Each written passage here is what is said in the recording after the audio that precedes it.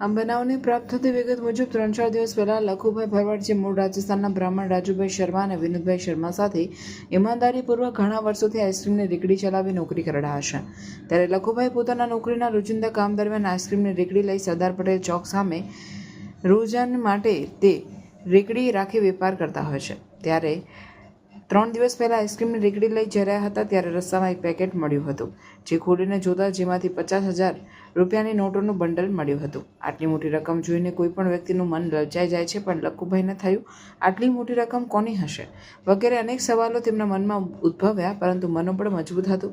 કોઈ પણ પ્રકારના લોભ લાલચ રાખ્યા વિના જેના પણ રૂપિયા છે પરત આપીને જંપીશ મનોબળ મજબૂત કરી માલિકને શોધવાની મુહિમ શરૂ કરવામાં આવેલ। લખુભાઈ ભરવાડ પોતે ખુદ મજૂરી કામ કરતા હોય તેમને વિચાર આવ્યો આ રકમ કોની હશે, જે વ્યક્તિના રૂપિયા પડી ગયા હશે તેઓની સ્થિતિ કેવી થતી હશે।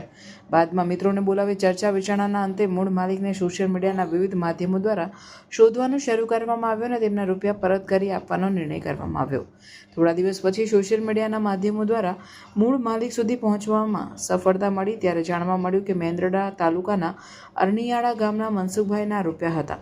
સોશિયલ મીડિયાના માધ્યમથી મનસુખભાઈ સુધી આ પોસ્ટ પહોંચતા તેમને આ રકમ પોતાની હોવાનું જણાવ્યું હતું અને તાત્કાલિક લખુભાઈ ભરવાડનો સંપર્ક કરી 50,000 રૂપિયાની રકમ મનસુખભાઈને પરત કરવામાં આવેલ હતી અને લખુભાઈ ભરવાડનો આભાર માન્યો હતો। આઈસ્ક્રીમની દુકાનમાં કામ કરતા યુવાનની આ ઈમાનદારીને અનેક લોકોએ બિરદાવી હતી અને મૂળ માલિકને સોંપી રકમ મનસુખભાઈને તેમની જનતા આઈસ્ક્રીમની શોપ પર બોલાવી 50,000 રૂપિયાની રકમ પરત આપવામાં આવેલ હતી। આઈસ્ક્રીમની રેકડીમાં નોકરી કરતા લખુભાઈ ભરવાડે પ્રામાણિકતા બતાવી સૌનું ધ્યાન આકર્ષિત કર્યું। રૂપિયા પરત આપતી વખતે ભાવુક અને કરુણ દ્રશ્યો સર્જાયા। આ ઘટનાથી સૌ લોકોની મહેનત રંગ લાવી હતી। જય શ્રી રામ। આ મેંદરડા નગર છે।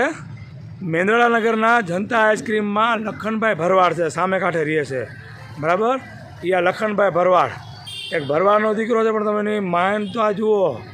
એની મહાનતા એવી છે કે એને 50,000 રૂપિયા રોકડા જેડ્યા અને એ આ ભાઈના છે। 50,000 રૂપિયા રોકડા જેડ્યા।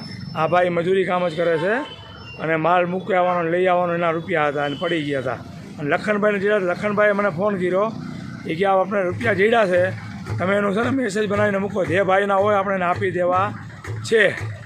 એટલે મેસેજ મૂક્યો, લખનભાઈને ઘણા એના ફોન આવ્યા, સમજી લ્યો। આ ભાઈ તો આમાં નોકરી કરે છે જનતા આઈસ્ક્રીમમાં, છતાં એની ઈમાનદારી જુઓ, દિલ મોટું છે। 50,000 રૂપિયા કે નાની બાબત નથી, 50,000 રૂપિયાને પરત આપ્યા છે અને ઉમદા કાર્ય કર્યું કહેવાય। આના માટે હકીકતે શું છે કે આપણને ગર્વ થાય એમ કે મેંદરડા નગરમાં આવા વ્યક્તિ પણ છે। જય શ્રી રામ, જય માતાજી।